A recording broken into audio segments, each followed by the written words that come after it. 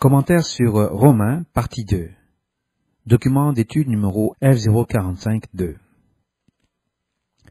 Commentaire sur les chapitres 6 à 10. Objet des chapitres.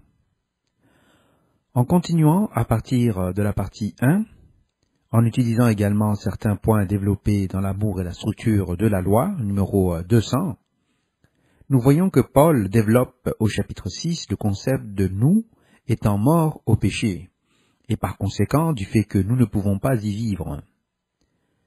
Chapitre 6. Alors, que dirons-nous donc?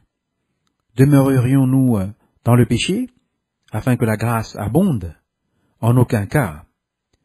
Nous sommes morts au péché. Comment pouvons-nous vivre dans le péché? Et le péché est une transgression de la loi. Voir Romains 6, versets 1 à 4. Tous ceux qui ont été baptisés en Christ ont été baptisés dans sa mort. Nous avons donc été ensevelis avec lui par le baptême dans la mort, afin que, comme Christ est ressuscité de la mort par la gloire du Père, nous aussi nous puissions marcher dans une vie nouvelle. C'est ce que dit Paul au verset 5. En effet, si nous sommes devenus une même plante avec lui, par la conformité à sa mort, nous le serons aussi par la conformité à sa résurrection. La structure est claire. Nous procédons à la résurrection sous Christ. Paul dit, « Nous savons que notre ancien moi a été tué sur le poteau, entre parenthèses, et non crucifié, en grec, synestoroté, avec Christ, afin que le corps pécheur soit détruit, et que nous ne soyons plus esclaves du péché. Celui qui est mort est libre de tout péché. Et nous qui sommes morts avec Christ, nous vivrons aussi avec lui. » Versets 6 à 8. Nous savons que Christ qui est ressuscité des morts ne mourra plus jamais, car la mort n'a plus de pouvoir sur lui. De la mort dont il en est mort, il meurt une fois pour toutes, mais la vie qu'il vit, il la vit pour Dieu. Voir les versets 9 à 10. Nous avons été baptisés dans la mort de Christ. Par conséquent, le vieil homme qui était mort à Dieu et à la vie éternelle a été rendu vivant à l'amour de Dieu. Christ est ressuscité en tant que Fils de Dieu avec puissance à partir de sa résurrection d'entre les morts. Comparez Romains 1, verset 4, dans la partie 1. Christ est ressuscité, comme nous le voyons, d'entre les morts, par la gloire du Père, et non par une force qui lui serait propre. De même, nous sommes amenés à marcher dans la nouveauté de vie, par la gloire du Père, qui habite maintenant en nous à travers la puissance de l'Esprit Saint. Nous sommes morts au péché en Christ, de sorte que le corps n'est plus asservi au péché, car le corps pécheur est détruit. Christ est mort au péché une fois pour toutes. La vie qu'il vit, il la vit pour Dieu. De même, les élus vivent pour Dieu en étant morts au péché et vivant pour Dieu en Jésus-Christ. Romains 6, versets 5 à 11. L'amour de Dieu est maintenant en nous par sa grâce, et nous sommes ainsi capables d'être obéissants jusqu'à la mort, car nous ne sommes plus sous l'emprise, l'esclavage du péché. Le péché ne domine pas les élus, car ils ne sont pas sous la loi, mais sous la grâce, et sont esclaves de Dieu. Romains 6, versets 12 à 14. Alors, pécherions-nous donc? Non. Le péché est une transgression de la loi. Ainsi, nous sommes obéissants à Dieu en tant qu'esclaves de Dieu. Si nous péchons, nous sommes esclaves de la chair et du péché, et nous sommes donc soumis à la mort. Nous sommes esclaves de l'obéissance qui conduit à la justice, en devenant obéissants du fond du cœur à la norme d'enseignement à laquelle nous étions engagés. Romains 6, versets 15 à 19. La droiture est la justice est l'obéissance aux lois de Dieu à travers la puissance de l'Esprit Saint. Nous ne pouvons pas nous tourner vers les choses dont nous avons eu honte, car leur fin est la mort. Romains 6, versets 20 à 21. Nous avons été libérés du péché, et nous avons reçu le don de la vie éternelle. Ce don découle de la connaissance de Dieu et de son Fils, Jésus-Christ. Romains 6, versets 22 à 23. Chapitre 7. Comparez aussi l'amour et la structure de la loi, numéro 200. Nous sommes maintenant morts à la loi, de sorte que nous ne servons pas sous l'ancien code écrit, mais sous l'esprit de la loi. Voir Romains 7, versets 4 à 6. Par la loi, nous comprenons le péché. La convoitise elle-même ne vient pas d'une compréhension de la loi. La connaissance de la signification de la convoitise vient de la compréhension de la loi. Le pouvoir de ne pas être cupide ne vient pas de la loi, mais de la grâce de Dieu, qui a donné l'Esprit Saint pour que l'amour de Dieu demeure en nous. Comment pouvons-nous aimer notre prochain si nous convoitons ce qui est sien? Si nous convoitons ce qui est à notre voisin, nous l'envions, et nous le tuons et le volons. Si nous plaçons une autre chose au-dessus des lois de Dieu, alors nous enfreignons le premier commandement, et donc toute la loi est violée. Sans l'Esprit Saint, le péché qui provient de l'iniquité de l'Esprit trouve une opportunité et tue l'individu. Car sans l'amour de Dieu dans l'Esprit Saint, le péché surmonte la capacité de l'individu à obéir à la loi. La loi n'est donc pas le problème. C'est la faiblesse de l'individu qui ne peut surmonter le péché, sans la puissance de l'Esprit Saint donnée par l'amour de Dieu à travers l'obéissance de son Fils. La loi est sainte, et les commandements sont saints, justes et bons, parce que Dieu est saint, juste et bon. Romains 7, verset 12. Paul, entre parenthèses, et ceux des élus, n'a pas pu surmonter, ne pouvait vaincre entièrement le péché. La convoitise de la chair se bat avec les désirs du cœur et l'amour de Dieu dans l'Esprit Saint. Romains 7, versets 13 à 25.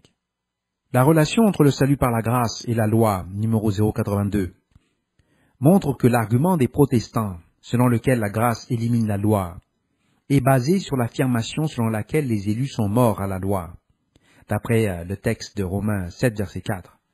L'antinomisme associe cette distorsion à un mauvais usage de la doctrine de la prédestination. Romains 7, verset 4, comparé Romains 8, verset 28 à 30, cité ci-après dans ce document. Romains 7, verset 5 à 7, commentaire. Cette structure n'élimine pas la loi, mais souligne plutôt la puissance de l'Esprit Saint dans la régulation de l'individu par la nature de Dieu qui procède de lui à travers l'Esprit Saint. La distinction est faite entre vivre dans la chair et le fait de tenter de réguler la relation de l'individu avec Dieu par des règlements faits pour interpréter la loi, qui est en elle-même sainte, juste et bonne. La loi n'est pas une chose physique. Ceux qui vivent dans la chair, entre parenthèses, qui sont charnels, la traitent comme une chose physique. Nous sommes morts à cet aspect parce que nous ne vivons plus dans la chair. Le Messie réintroduira la loi dans son intégralité pour le millénaire selon l'Écriture, et l'Écriture ne peut être anéantie. Comment donc la loi est-elle abolie en tant que réalité? La loi ne donne pas la vie, l'Esprit Saint le fait à travers Christ. Sans l'Esprit Saint, les convoitises de la chair sont suscitées, éveillées, par la connaissance du bien et du mal, qui est inscrite dans la loi. Sans la nature de Dieu, nous ne pouvons pas observer la loi dans une sainte justice. Ainsi nous sommes libérés de la loi en Jésus-Christ. Cela ne nous libère pas de la licence. Si nous aimons Dieu, nous gardons ses commandements. Nous lisons dans l'évangile de Jean chapitre 14, verset 15, « Si vous m'aimez, gardez mes commandements. » Version Louis II. Car la loi est sainte, et les commandements sont saints, justes et bons. Romains 7, verset 12. Christ a dit, « Si tu veux entrer dans la vie, observe les commandements. » Nous lisons dans l'évangile de Matthieu, chapitre 19, verset 17. Il lui répondit, « Pourquoi m'interroges-tu sur ce qui est bon? Un seul est bon. Si tu veux entrer dans la vie, observe les commandements. » Lesquels? Lui dit-il. Version du second. Nous ne pouvons donc pas hériter de la vie éternelle si nous ne gardons pas et n'observons pas les commandements. Ici, Dieu est considéré comme le centre de la bonté, good en anglais, ultime. D'où le mot Dieu, God en anglais. La loi est entièrement suspendue aux deux grands commandements. Matthieu 22, verset 40. Nous lisons dans l'évangile de Matthieu, chapitre 22, verset 36 à 40. Maître, quel est le plus grand commandement de la loi? Jésus lui répondit, tu aimeras le Seigneur ton Dieu de tout ton cœur, de toute ton âme et de toute ta pensée. C'est le premier et le plus grand commandement. Et voici le second, qui lui est semblable. Tu aimeras ton prochain comme toi-même. De ces deux commandements dépendent toute la loi et les prophètes. Version Louis II. La loi est donc destinée à une fin ou un but, qui est en Christ et qui vise à nous réconcilier avec Dieu.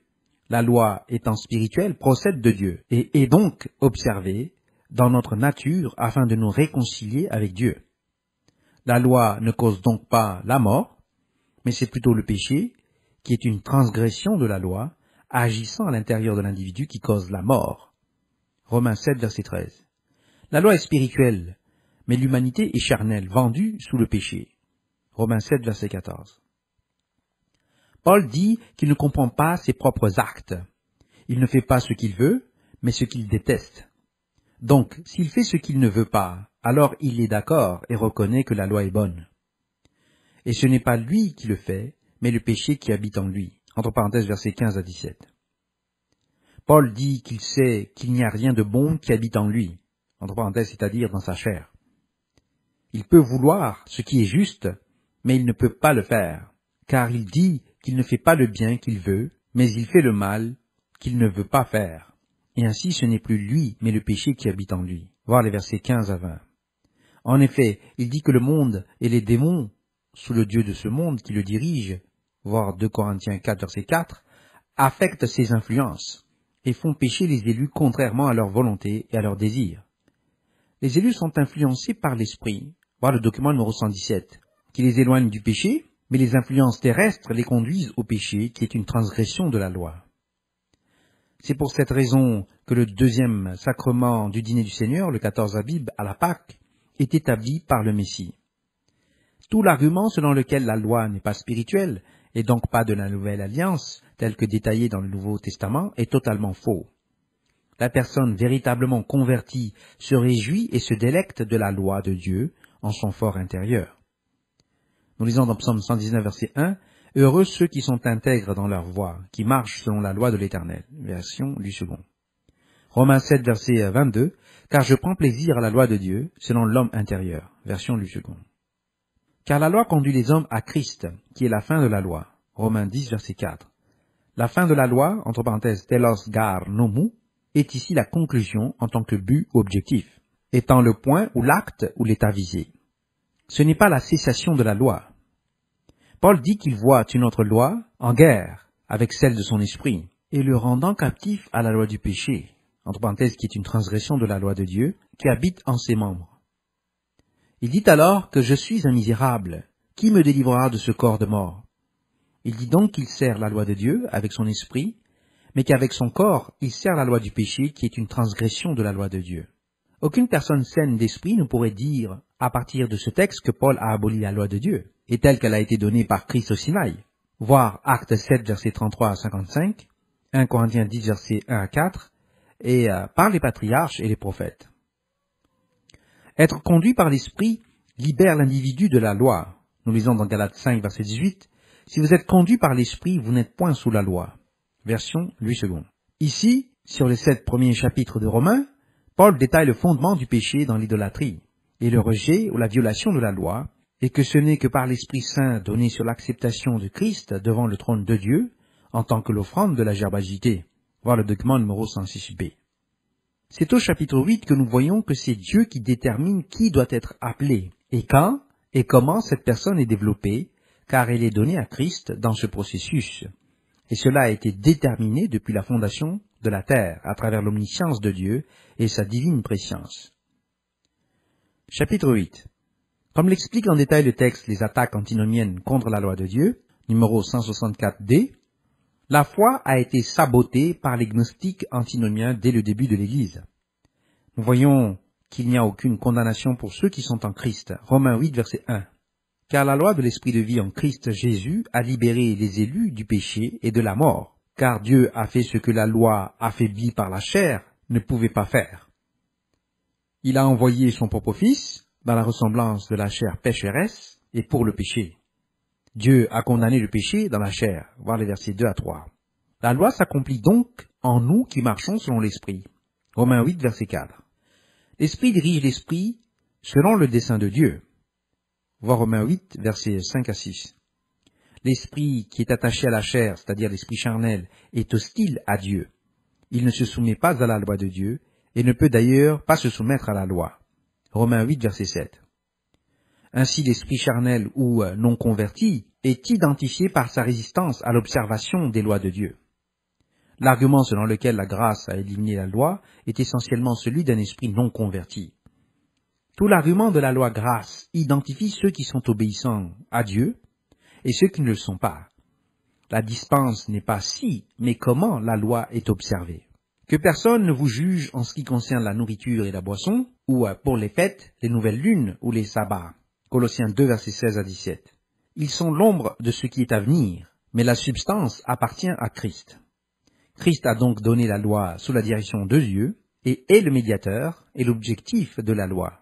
Ainsi, rien ne passera de la loi tant que tout ne sera pas accompli, à savoir la restauration de la planète à la loi et de là à Dieu à la fin du millénaire. C'est pourquoi Christ rétablit tous les jours saints, les nouvelles lunes et les sabbats à son retour. Entre parenthèses, Isaïe 66, versets 23 à 24, Zacharie 14, versets 16 à 19. S'ils exigent que ces choses soient observées pendant le millénaire, alors elles sont obligatoires pour les élus à tout jamais. L'esprit de celui qui a ressuscité Christ d'entre les morts vit dans le chrétien, donnant la vie à travers l'esprit qui habite l'individu. Romains 8, verset 11. Tous ceux qui sont conduits par l'Esprit de Dieu sont fils de Dieu, et cela par la grâce de Dieu. La loi a été donnée par Moïse, la grâce et la vérité sont venues par Jésus-Christ. Nous lisons dans l'évangile de Jean chapitre 1 verset 17, « Car la loi a été donnée par Moïse, la grâce et la vérité sont venues par Jésus-Christ. » Version Louis II. Nous crions donc « Abba » ou « Père », développant la même filiation que celle qui a été donnée à notre frère Jésus-Christ. Romains 8 verset 15 à 16. La loi elle-même ne fournit pas de justification. Une personne est justifiée par la foi en Jésus-Christ. Nous lisons dans Galates 2, verset 16, « Néanmoins, sachant que ce n'est pas par les œuvres de la loi que l'homme est justifié, mais par la foi en Jésus-Christ, nous aussi, nous avons cru en Jésus-Christ, afin d'être justifiés par la foi en Christ, et non par les œuvres de la loi, parce que nulle chair ne sera justifiée par les œuvres de la loi. » Version Louis II. Comparez le document F048. La vie que les élus mènent ou vivent, c'est la foi dans le Fils de Dieu. Galates 2, versets 20 à 21. Nous lisons dans Galates 2, versets 20 à 21. « J'ai été crucifié avec Christ, et si je vis, ce n'est plus moi qui vis, c'est Christ qui vit en moi. Si je vis maintenant dans la chair, je vis dans la foi au Fils de Dieu, qui m'a aimé et qui s'est livré lui-même pour moi. Je ne rejette pas la grâce de Dieu, car si la justice s'obtient par la loi, Christ est donc mort en vain. » Version Louis II. Entre parenthèses, voir également le document d'étude Les textes des œuvres de la loi, ou Mixa Mahaseh HaTorah, MMT, numéro 104, et le commentaire sur Galates, F048. Commentaire sur Romains 8, versets 11 à 17. L'Esprit Saint est le mécanisme par lequel les élus sont fils de Dieu. Nous recevons la compte à notre baptême, et la rédemption ou sa pleine allocation lors de l'adoption, qui est la rédemption de nos corps. Comparez le document d'étude Comment Dieu devint une famille, numéro 187. Commentaire sur Romains 8, versets 22 à 23. Nous sommes également destinés à être cohéritiers avec lui en tant que fils de Dieu, dès notre résurrection d'entre les morts. Nous avons été prédestinés à recevoir l'adoption en tant que fils. Éphésiens 1, verset 5, Galates 4, verset 5, dès avant la fondation du monde. Nous sommes destinés à être des fils de Dieu en puissance dès la résurrection. Nous serons unis à l'armée angélique en tant que fils de Dieu, sous le haut sacerdoce de Melchisédek, qui a été confié et placé sous le Messie. Hébreux 5, verset 6, verset 10, chapitre 6, verset 20, chapitre 7, verset 1 à 21. L'union finale de toute la création se produit à la fin de la deuxième résurrection au général pour les morts, lorsque la cité de Dieu est descendue et que tout est placé sous Dieu le Père, afin qu'il soit tout en tous. Voir Éphésiens 4, verset 6, voir le document d'étude de la cité de Dieu numéro 180. L'armée angélique, c'est-à-dire les anges, sont nos frères. Apocalypse 6, verset 11, chapitre 12, verset 10. Ils sont nos frères, parce qu'ils sont aussi fils de Dieu, comme nous le sommes, à partir de la première résurrection. Voir Apocalypse 20, verset 1 à 6. Le texte de 1 Corinthiens 6, verset 2 à 4 fait référence au jugement de l'armée déchue, et cela a souvent causé des malentendus. Les anges sont aussi les élus, selon 1 Timothée 5, verset 21. Ce n'est pas par notre propre force que nous vainquons ou surmontons le péché, mais par la puissance de l'Esprit Saint qui agit en nous. Il n'y a pas de condamnation pour ceux qui sont en Christ. Cela signifie-t-il qu'ils ne sont plus tenus d'obéir à Dieu, tel que Dieu a donné sa loi de liberté au Messie, et par l'intermédiaire de Moïse? Non. Les lois du temple et le sacrifice sont données, étant accomplies une fois pour toutes en Jésus-Christ. Les lois de l'adoration de Dieu ne sont pas ainsi accomplies. Tout le problème vient de l'esprit. S'attacher à la chair, c'est-à-dire être charnel, c'est la mort. Mais s'attacher à l'esprit, c'est la vie et la paix. Romains 8, verset 6. Comparez aussi le document d'étude L'amour et la structure de la loi, numéro 200. Nous ne sommes pas dans la chair, nous sommes dans l'esprit. Romains 8, verset 9 à 17. Comment alors devons-nous nous réguler? Est-ce être comme le vieil homme, mort à la gloire de Dieu et à la puissance de la résurrection? Non. Nous sommes enfants de Dieu et héritiers de Dieu, en tant que co-héritiers avec Christ. Il doit donc y avoir un but dans la loi de Dieu qui découle de sa nature même. Les antinomiens voudraient que nous supprimions la loi en soutenant qu'elle a été clouée sur le poteau à partir de Colossiens 2,14.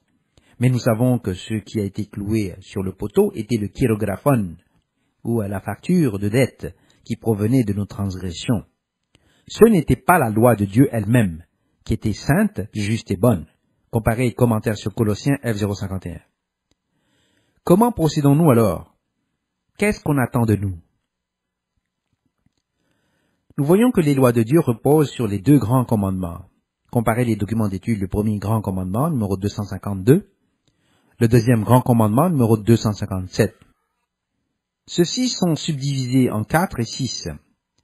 Des 4 et des 6, les ordonnances qui règlent la société selon la volonté de Dieu sont réglées selon l'amour de Dieu. Et ceci est interprété par la puissance de l'Esprit Saint vivant en nous.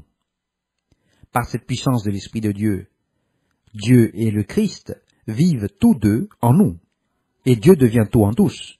Éphésiens 4, verset 6. La philosophie de la loi biblique assume donc la régulation de la société. Mais il n'y a qu'une seule structure par laquelle la loi de Dieu peut être interprétée et par laquelle elle peut fonctionner. Elle ne change pas, parce que Dieu ne change pas. Malachie 3, verset 6. Il ne peut donc y avoir qu'un seul système pour réguler la société de Dieu. Nous constatons que de cette structure, une autre structure transversale émane de la matrice des commandements de Dieu. Nous voyons que les piliers de la loi sont incarnés dans les commandements, et les ordonnances qui forment la sous-matrice des deux grands commandements et des 10 commandements de Dieu. Nous constatons que le système politico-religieux est enchâssé, découlant du premier grand commandement. À partir des lois de Dieu relatives à son adoration et à son obéissance, nous réglementons le calendrier et notre vie quotidienne à partir des premiers, deuxième, troisième et quatrième commandements. Comparez également le calendrier de Dieu numéro 156. Notre environnement est également régi par notre alimentation consommée sous sa loi et par son autorité sous ses lois. Comparez les lois sur l'alimentation numéro 015. Le droit de la famille découle spécifiquement des 5e, 6e, 7e et 10e commandements, et tel qu'interprété par les autres en relation avec toutes les sous-ordonnances. Les crimes et les peines, entre parenthèses, ou le droit pénal, sont réglementés selon le système que Dieu a établi. Les punitions cruelles et contre nature sont interdites par les lois de Dieu. La loi relative à l'équité est également régie par la structure foncière et sociale. Le commerce est régi par les règles relatives à la dette et à l'usure et au respect des personnes. Afin de comprendre la sous-structure de la loi et la manière dont la société est régulée, réglementée, il est nécessaire de développer la philosophie de la loi biblique dans son intégralité. Cela ne peut se faire qu'en exposant soigneusement toute la structure de la loi au cours des années de sabbat, commençant avec le premier mois, entre parenthèses Abib Nissan, des années sacrées, entre parenthèses, c'est-à-dire 1998, 2005, 2012, 2019 et à 2026, et le jubilé en 2027. La lecture de la loi était la tâche la plus importante entreprise par les prêtres sacrificateurs pendant l'année de sabbat du système du jubilé. Ces lectures avaient lieu tous les 7 ans, au cours des 7e, 14e et 21e, 28e, etc. du cycle jusqu'à la 49e année. Lors du jour d'expiation de la 49e année, le jubilé a été soufflé et a duré jusqu'au jour d'expiation suivant de la 50e année, lorsque toute la restauration du nouveau système a été affectée et a recommencé pour la récolte de la première année du nouveau jubilé. Entre parenthèses, comparez les documents d'études de la loi de Dieu, numéro L1, et la série des lois, numéro 252 à 263. Dieu a donné son esprit aux élus afin qu'ils puissent voir comment ils peuvent faire fonctionner le système correctement lorsqu'ils ont un amour véritable et engendré par l'esprit pour lui et pour les autres en tant que de véritables fils de Dieu. Le contrôle de la planète leur est donné dans le système millénaire afin qu'ils puissent montrer à l'armée déchue comment cela aurait dû être fait selon la volonté de Dieu, notre Père. Comparez Apocalypse 20, versets 4 à 6. Nous lisons dans Apocalypse 20, versets 4 à 6. « Et je vis des trônes, Et à ceux qui s'y assirent fut donné le pouvoir de juger. Et je vis les âmes de ceux qui avaient été décapités à cause du témoignage de Jésus, et à cause de la parole de Dieu, et de ceux qui n'avaient pas adoré la bête ni son image, et qui n'avaient pas reçu la marque sur leur front et sur leurs mains. Ils revinrent à la vie, et ils régnèrent avec Christ pendant 1000 ans. Les autres morts ne revinrent point à la vie, jusqu'à ce que les 1000 ans fussent accomplis. C'est la première résurrection. Heureux et saints ceux qui ont part à la première résurrection. La seconde mort n'a point de pouvoir sur eux. Mais ils seront sacrificateurs de Dieu et de Christ, et ils régneront avec lui pendant 1000 ans. Version du second. Les élus régneront avec Christ pendant 1000 ans, et dirigeront la planète selon la loi ordre donnée par Christ à Moïse au Sinaï. Dieu n'a pas donné à Moïse un système défectueux lorsqu'il a reçu la loi. Pas un seul point ou trait, en d'autres termes, pas la plus petite partie de la loi ne passera de la loi jusqu'à ce que tout soit accompli.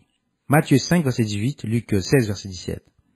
Nous ferons fonctionner la planète conformément aux lois de Dieu pendant toute la période de 1000 ans, en utilisant l'Esprit de Dieu, qui sera mis à la disposition de l'humanité sous la supervision de Christ et de l'Église.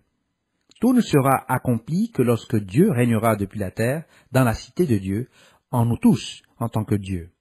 Voir le document d'étude La Cité de Dieu, numéro 180. Comme cela est expliqué dans la relation entre le salut par la grâce et la loi, numéro 082, Christ a été tué dès la fondation du monde. Nous lisons dans Apocalypse 13, verset 8, « Tous les habitants de la terre adoreront la bête, tous ceux dont le nom n'a pas été écrit dans le livre de vie de l'agneau, qui a été immolé dès la création, fondation du monde. » Ainsi, le péché était connu dès la fondation du monde, tout comme notre appel. La prédestination des élus est vue dans Romains 8, versets 28 à 30. Voir aussi le texte Dieu et l'Église numéro 151.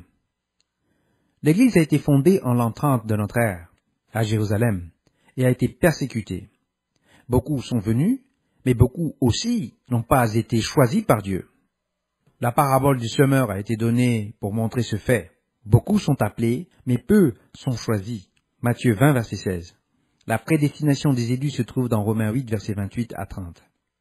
Les gens sont choisis selon l'omniscience de Dieu. La nécessité du sacrifice du Christ et du choix séquentiel des élus est connue depuis la fondation du monde. Ces personnes étaient connues et prédestinées dès la mise en place, c'est-à-dire l'établissement ou la fondation du monde. Dieu connaît toutes les vraies propositions à partir de son omnipotence, et a donc choisi les élus comme fils de Dieu pour remplacer les démons dans le règne du Messie, dans le millénium. Ils sont donc appelés quand il est approprié de les appeler, puis ils sont formés et justifiés et de la glorifier. Rien ne peut interférer avec ce processus, voir les versets 31 à 32. Ainsi personne ne peut porter une accusation contre les élus de Dieu, car c'est Dieu qui justifie, verset 33. Christ intercède pour les élus, et personne ne peut séparer les élus de l'amour de Christ, quelle que soit la persécution qu'ils subissent. Comme il est écrit, c'est à cause de toi que nous sommes tués tout le jour. Nous sommes considérés comme des moutons à abattre. Psaume 44, verset 22. Être un véritable chrétien au cours des 2 millénaires a été dangereux, et les morts et les persécutés se comptent par millions. Ainsi, d'après les textes ici, tous ceux qui se disent appelés ne sont pas vraiment appelés ou choisis de Dieu. L'Église est considérée comme obéissant aux lois de Dieu.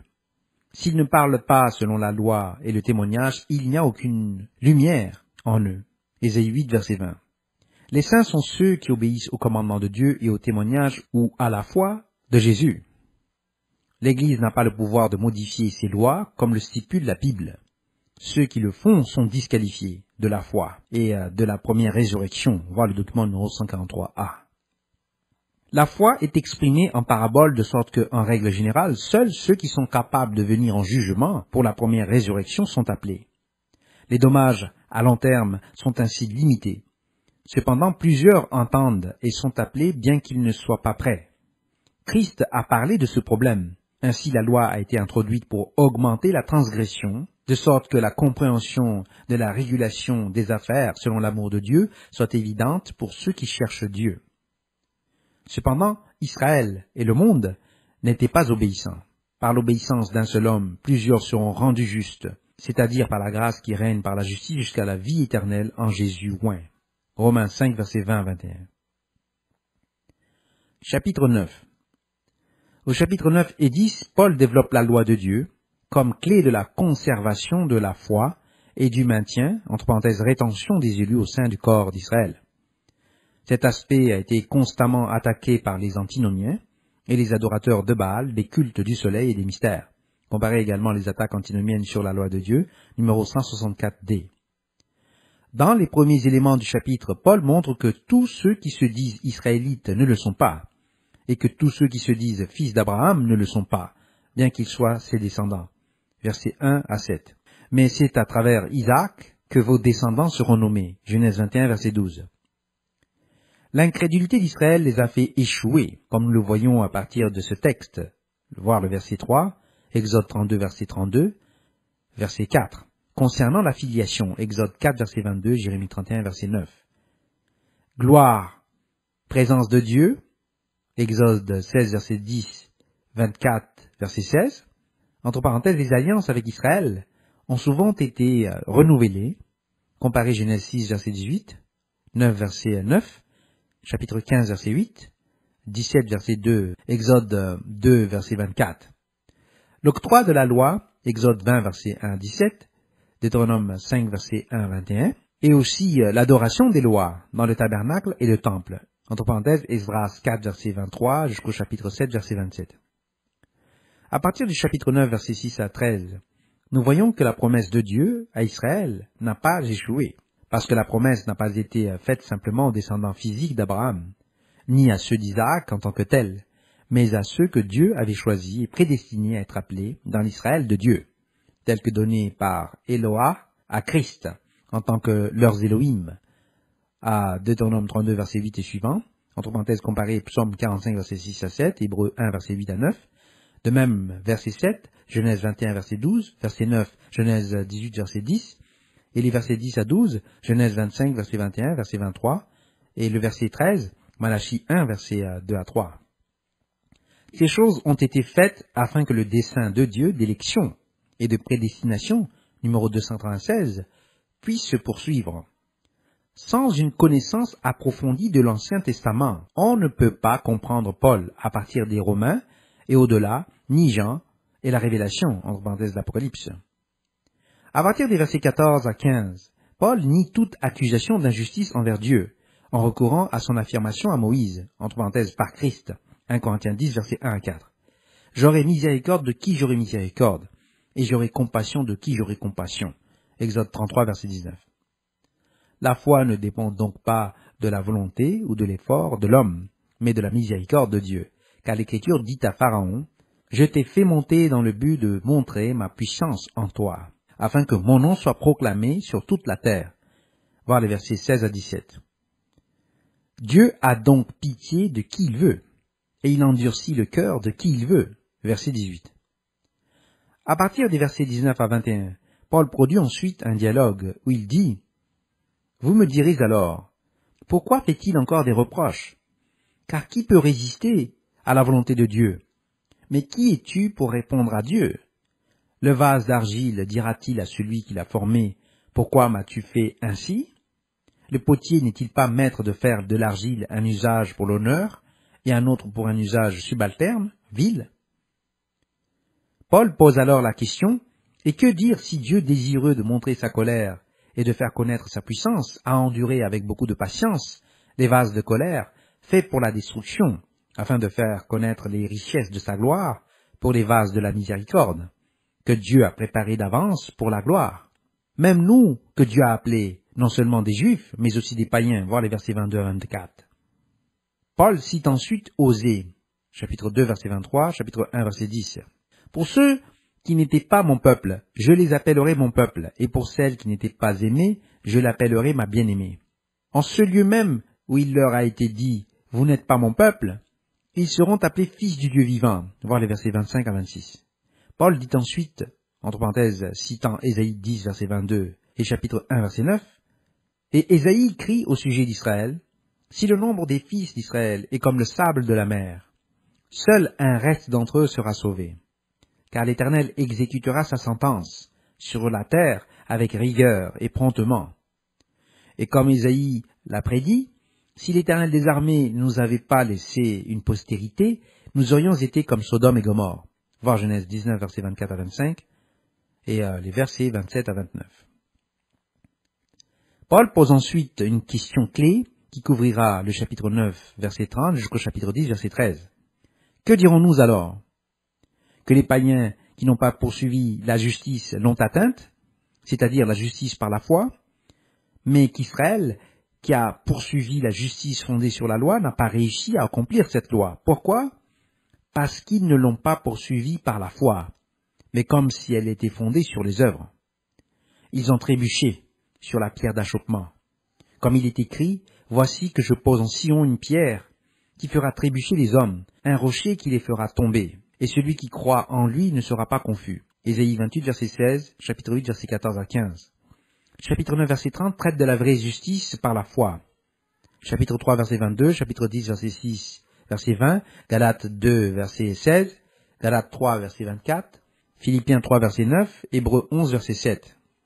À partir de Romains 9, verset 32, la loi de Dieu est poursuivie par la foi, et non par les œuvres, comme également dans le commentaire sur Jacques F059.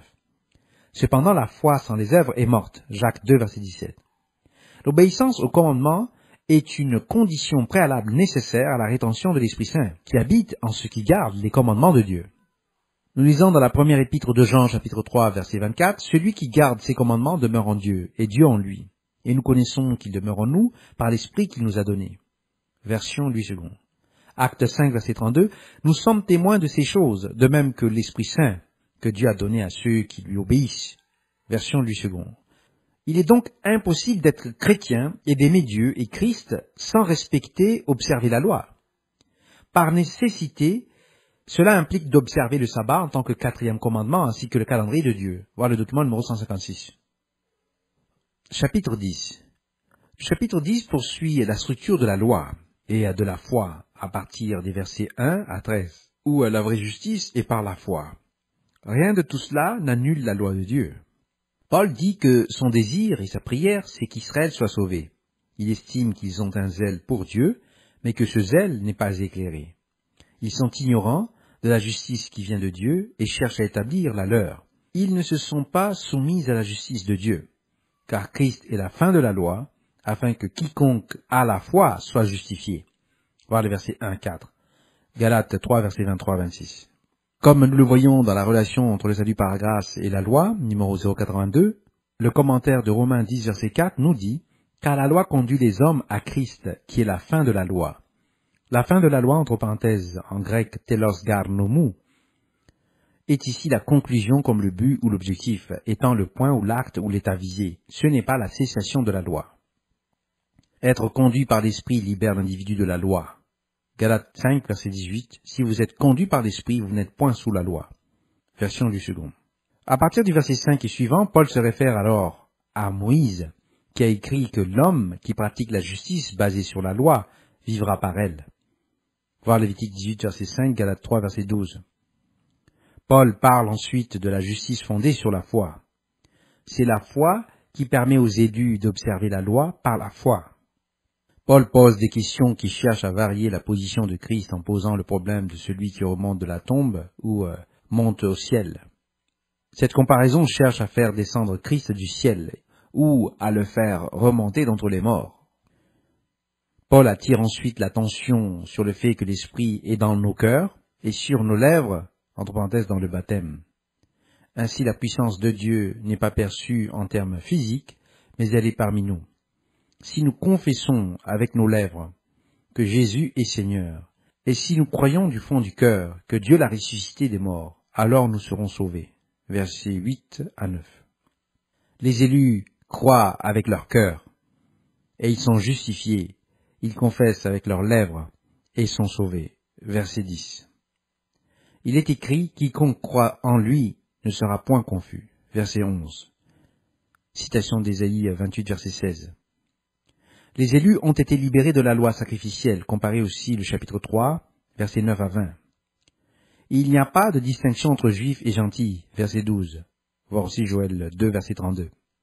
Le même Seigneur est le Seigneur de tous, et accorde ses richesses à tous ceux qui l'invoquent.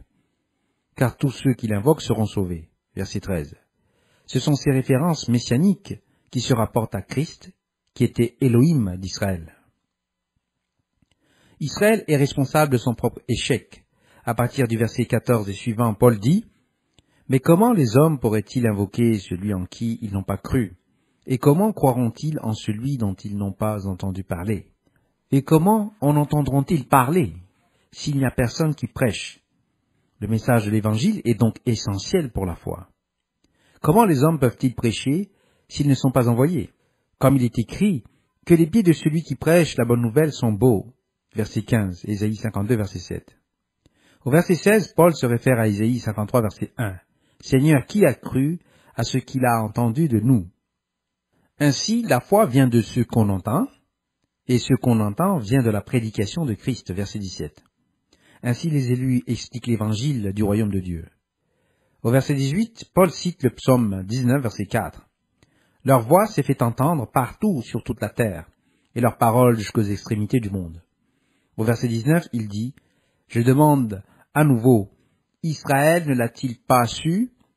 Moïse le premier dit, « Je te rendrai jaloux par ce qui n'est point une nation, par une nation sans intelligence. Je te mettrai en colère. » Deutéronome 32, verset 21. Paul montre qu'Ésaïe a dit à Israël qu'il ne comprendrait pas ou refuserait de comprendre l'Évangile. Ésaïe 55, versets 1 à 2, voire les versets 20 à 21. J'ai été trouvé par ceux qui ne m'ont pas cherché. Je me suis montré à ceux qui ne m'ont pas demandé. Mais Dieu dit au sujet d'Israël, par l'intermédiaire du prophète, « Tout le jour j'ai tendu la main à un peuple désobéissant et contredisant. » Nous allons maintenant lire la version du second, des chapitres 6, 7, 8, 9 et 10. Chapitre 6. Que dirions-nous donc? Demeurerions-nous dans le péché afin que la grâce abonde? Loin de là. Nous qui sommes morts au péché, comment vivrons-nous encore dans le péché?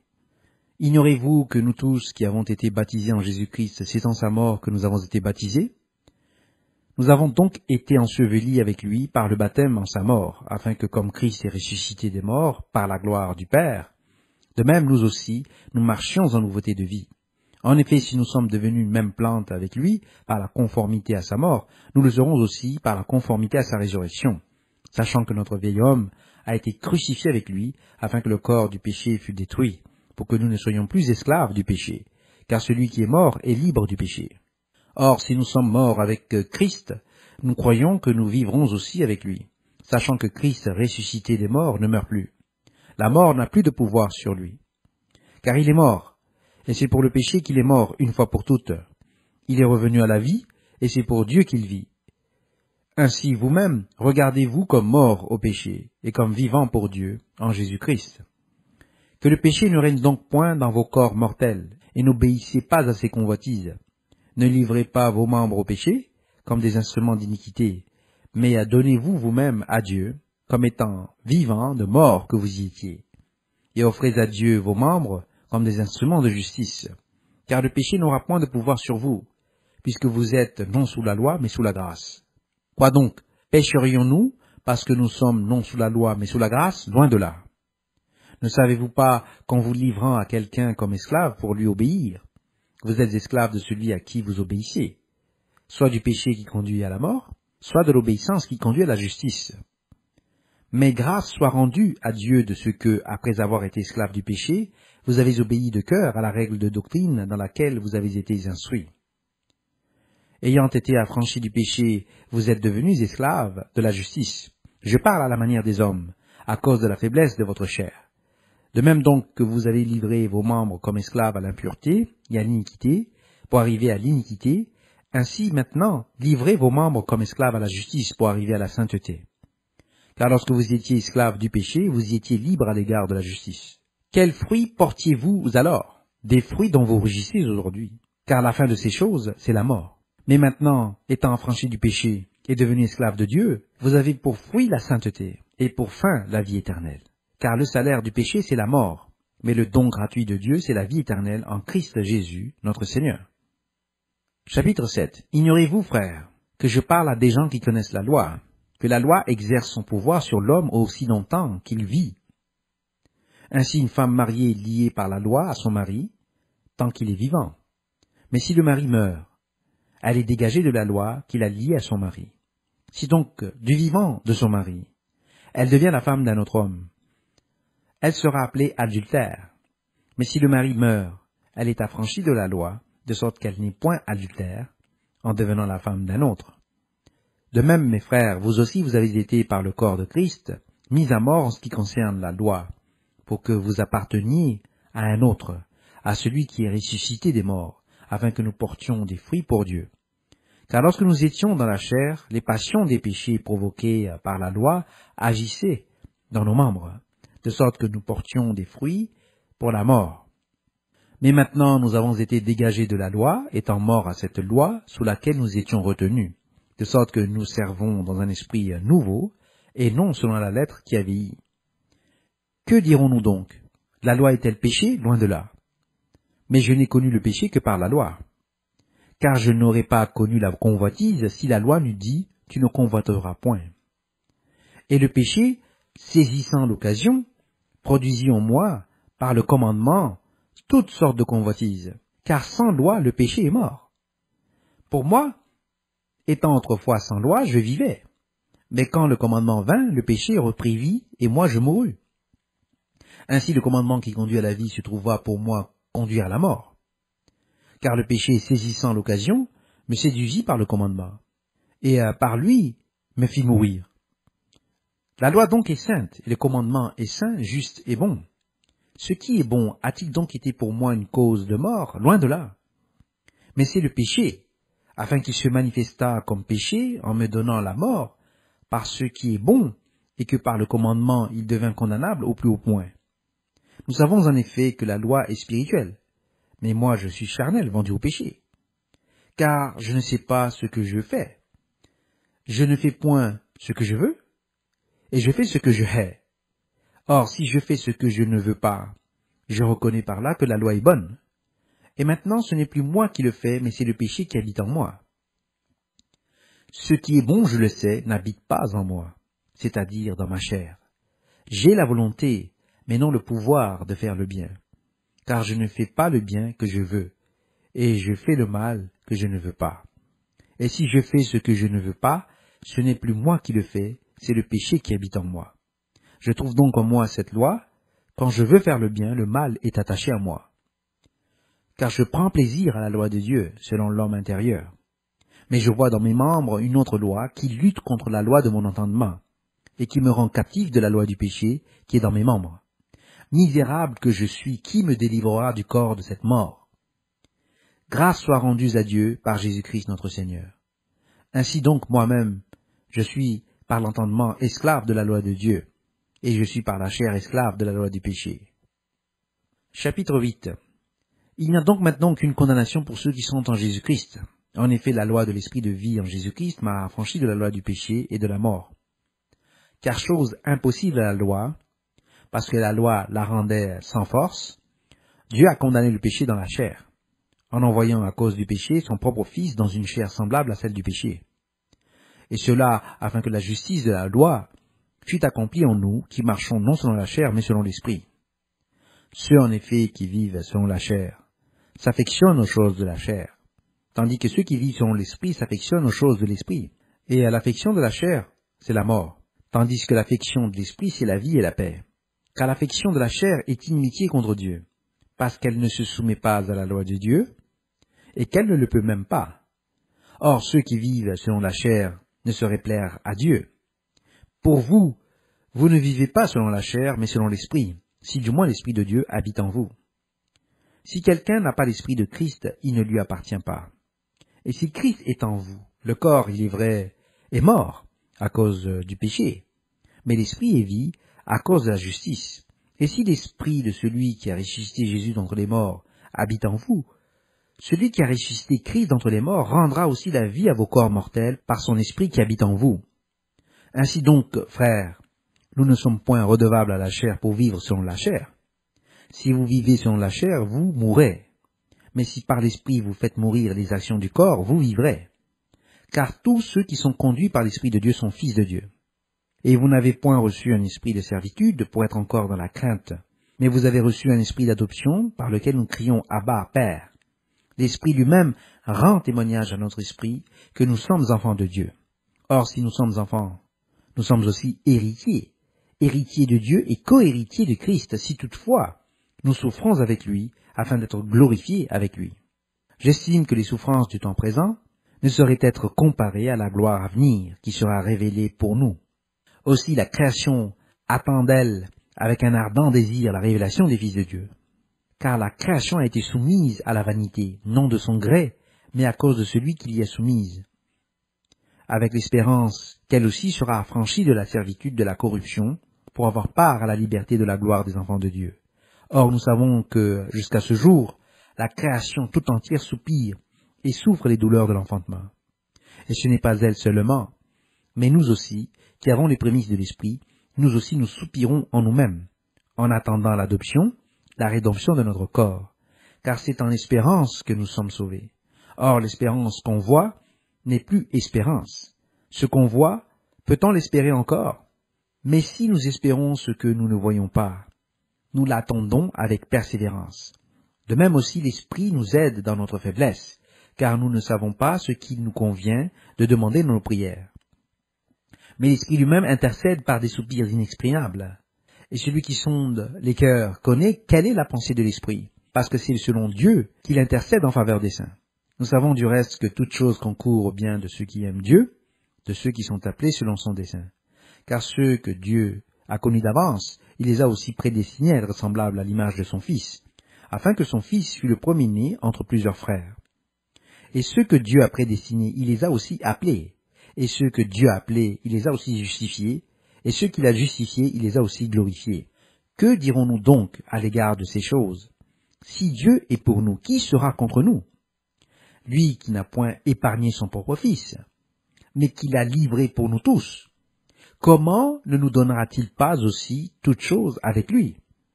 Qui accusera les élus de Dieu? C'est Dieu qui justifie. Qui les condamnera? Christ est mort. Bien plus, il est ressuscité, il est à la droite de Dieu, et il intercède pour nous. Qui nous séparera de l'amour de Christ? Sera-ce la tribulation? Ou l'angoisse? Ou la persécution? Ou la faim? Ou la nudité? Ou le péril? Ou l'épée? Selon qu'il est écrit, c'est à cause de toi qu'on nous met à mort tout le jour, qu'on nous regarde comme des brebis destinées à la boucherie. Mais dans toutes ces choses, nous sommes plus que vainqueurs par celui qui nous a aimés. Car j'ai l'assurance que ni la mort ni la vie, ni les anges, ni les dominations, ni les choses présentes, ni les choses à venir, ni les puissances, ni la hauteur, ni la profondeur, ni aucune créature ne pourra nous séparer de l'amour de Dieu manifesté en Jésus-Christ notre Seigneur. Chapitre 9. Je dis la vérité en Christ, je ne mens point, ma conscience m'en rend témoignage par l'Esprit Saint. J'éprouve une grande tristesse, et j'ai dans le cœur un chagrin continuel. Car je voudrais moi-même être anathème et séparé de Christ pour mes frères, mes parents selon la chair, qui sont israélites, à qui appartiennent l'adoption, et la gloire, et les alliances, et la loi, et le culte, et les promesses, et les patriarches, de qui est issu selon la chair le Christ, qui est au-dessus de toutes choses, Dieu béni éternellement. Amen. Ce n'est point à dire que la parole de Dieu soit restée sans effet, car tous ceux qui descendent d'Israël ne sont pas Israël. Et pour être la postérité d'Abraham, ils ne sont pas tous ses enfants. Mais il est dit, en Isaac sera nommé pour toi une postérité, c'est-à-dire que ce ne sont pas les enfants de la chair qui sont enfants de Dieu, mais que ce sont les enfants de la promesse qui sont regardés comme la postérité. Voici en effet la parole de la promesse. Je reviendrai à cette même époque, et Sarah aura un fils. Et de plus, il en fut ainsi de Rebecca, qui conçut du seul Isaac notre père. Car quoique les enfants ne fussent pas encore nés, et ils ne fussent faits ni bien ni mal, afin que le dessein d'élection de Dieu subsistât, sans dépendre des œuvres, et par la seule volonté de celui qui appelle, il fut dit à Rebecca, l'aîné sera assujetti au plus jeune, selon qu'il est écrit, j'ai aimé Jacob, et j'ai haï Ésaü. Que dirons-nous donc? Il y a-t-il en Dieu de l'injustice? Loin de là. Car il dit à Moïse, je ferai miséricorde à qui je ferai miséricorde, et j'aurai compassion de qui j'ai compassion. Ainsi donc cela ne dépend ni de celui qui veut, ni de celui qui court, mais de Dieu qui fait miséricorde. Car l'Écriture dit à Pharaon, je t'ai suscité à dessein pour montrer en toi ma puissance, et afin que mon nom soit publié par toute la terre. Ainsi il fait miséricorde à qui il veut, et il endurcit qui il veut. Tu me diras, pourquoi blâme-t-il encore? Car qui est-ce qui résiste à sa volonté? Ô homme, toi plutôt, qui es-tu pour contester avec Dieu? Le vase d'argile dira-t-il à celui qui l'a formé, pourquoi m'as-tu fait ainsi? Le potier n'est-il pas maître de l'argile pour faire avec la même masse un vase d'honneur et un vase d'un usage vil?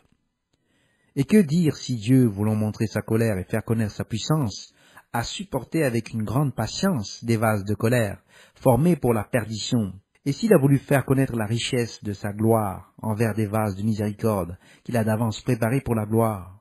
Ainsi nous a-t-il appelés, non seulement d'entre les Juifs, mais encore d'entre les païens, selon qu'il le dit dans Osée, « J'appellerai mon peuple celui qui n'était pas mon peuple, et bien-aimé celle qui n'était pas la bien-aimée. » Et là où on leur disait « Vous n'êtes pas mon peuple », ils seront appelés fils du Dieu vivant. Ésaïe, de son côté, s'écrit au sujet d'Israël. Quand le nombre des fils d'Israël serait comme le sable de la mer, un reste seulement sera sauvé. Car le Seigneur exécutera pleinement et promptement sur la terre ce qu'il a résolu. Et comme Ésaïe l'avait dit auparavant, si le Seigneur des armées ne nous eût laissé une postérité, nous serions devenus comme Sodome, nous aurions été semblables à Gomorrhe. Que dirons-nous donc? Les païens qui ne cherchaient pas la justice ont obtenu la justice qui vient de la foi, tandis qu'Israël, qui cherchait une loi de justice, n'est pas parvenu à cette loi. Pourquoi? Parce qu'Israël l'a cherchée non par la foi, mais comme provenant des œuvres. Ils se sont heurtés contre la pierre d'achoppement, selon qu'il est écrit « Voici, je mets en Sion une pierre d'achoppement et un rocher de scandale, et celui qui croit en lui ne sera point confus. » Chapitre 10. Frères, le vœu de mon cœur et ma prière à Dieu pour eux, c'est qu'ils soient sauvés. Je leur rends le témoignage qu'ils ont du zèle pour Dieu, mais sans intelligence. Ne connaissant pas la justice de Dieu et cherchant à établir leur propre justice, ils ne se sont pas soumis à la justice de Dieu, car Christ est la fin de la loi pour la justification de tous ceux qui croient. En effet, Moïse définit ainsi la justice qui vient de la loi. L'homme qui mettra ces choses en pratique vivra par elles. Mais voici comment parle la justice qui vient de la foi. Ne dis pas en ton cœur, qui montera au ciel? C'est en faire descendre Christ, ou qui descendra dans l'abîme? C'est faire remonter Christ d'entre les morts. Que dit-elle donc? La parole est près de toi, dans ta bouche et dans ton cœur. Or, c'est la parole de la foi que nous prêchons. Si tu confesses de ta bouche le Seigneur Jésus, et si tu crois dans ton cœur que Dieu l'a ressuscité des morts, tu seras sauvé. Car c'est en croyant du cœur qu'on parvient à la justice, et c'est en confessant de la bouche qu'on parvient au salut, selon ce que dit l'Écriture. Quiconque croit en lui ne sera point confus. Il n'y a aucune différence en effet entre le juif et le grec, puisqu'ils ont tous un même Seigneur, qui est riche pour tous ceux qui l'invoquent. Car quiconque invoquera le nom du Seigneur sera sauvé. Comment donc invoqueront-ils celui en qui ils n'ont pas cru? Et comment croiront-ils en celui dont ils n'ont pas entendu parler? Et comment entendront-ils parler s'il n'y a personne qui prêche? Et comment y aura-t-il des prédicateurs s'ils ne sont pas envoyés? Selon qu'il est écrit qu'ils sont beaux les pieds de ceux qui annoncent la paix, de ceux qui annoncent de bonnes nouvelles. Mais tous n'ont pas obéi à la bonne nouvelle. Aussi Ésaïe dit-il, « Seigneur, qui a cru à notre prédication ?» Ainsi la foi vient de ce qu'on entend, et ce qu'on entend vient de la parole de Christ. Mais je dis, n'ont-ils pas entendu? Au contraire, leur voix est allée par toute la terre, et leur parole jusqu'aux extrémités du monde. Mais je dis, Israël ne l'a-t-il pas su? Moïse le premier dit, « J'exciterai votre jalousie par ce qui n'est point une nation. Je provoquerai votre colère par une nation sans intelligence. » Et Isaïe pousse la hardiesse jusqu'à dire, « J'ai été trouvé par ceux qui ne me cherchaient pas. Je me suis manifesté à ceux qui ne me demandaient pas. » Mais au sujet d'Israël, il dit, « J'ai tendu mes mains tout le jour vers un peuple rebelle et contredisant. » Si après, dans ce document, les notes de Bullinger sur Romains pour la version King James de la Bible, des chapitres 6 à 10, disponibles en anglais uniquement.